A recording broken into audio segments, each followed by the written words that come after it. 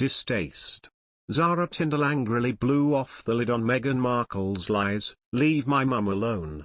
Despite reports to the contrary, when Meghan Markle first arrived on Prince Harry's arm in the UK, she never managed to make a best friend out of his straight-talking cousin, Zara Tindall.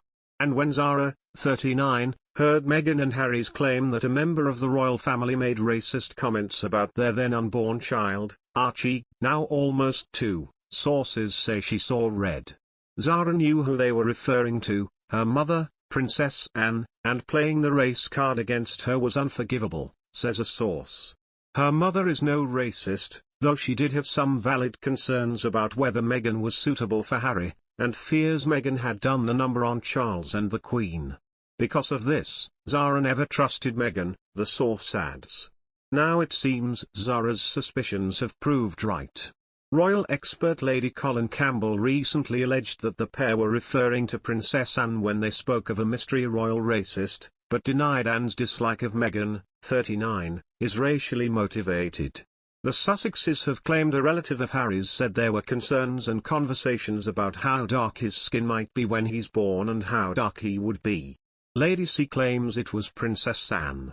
But the couple refused to name the alleged culprit in an interview watched by more than 50 million people worldwide, saying it would be too damaging to the person they were accusing of racism. She said, "Harry decided that on the slimmest of hints about culture, that it referred to color." She, Anne, had concerns about the disastrous effects of allowing somebody of that ilk, character-wise, into the family, would not only cause trouble for all of them but also for any child born of the union. Lady C added, "Harry ran to Meghan with the objections, Meghan weaponized them on the grounds of color.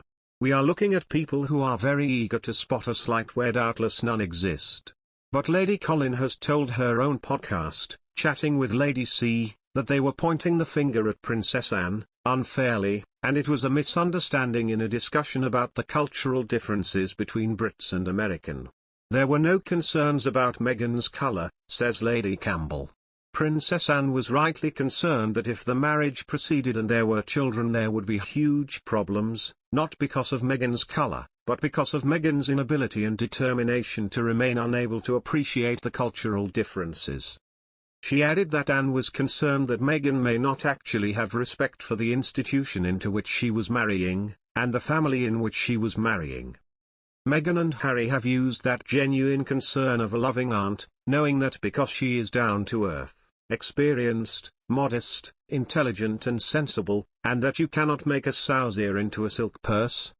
Nobody is the guilty party in terms of racism. But Princess Anne was the champion in terms of don't marry that girl, she is unsuitable. She is wrong for the country, wrong for the job. Well, it's turned out to be true. The Princess Royal is the hardest working member of the monarchy, always has been.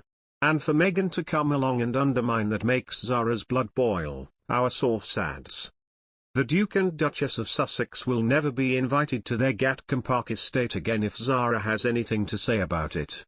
The royal revelation comes after it was reported Prince William is embarking on a charm offensive to try and convince Zara to help ease the burden on him and wife Kate when the time comes.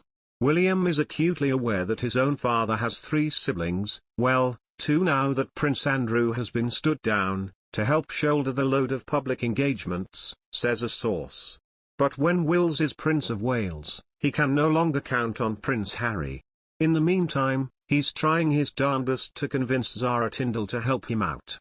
The source added, Wills thinks Zara could be just the tonic to help solve his staffing problem in the years to come, now he just has to convince her of that.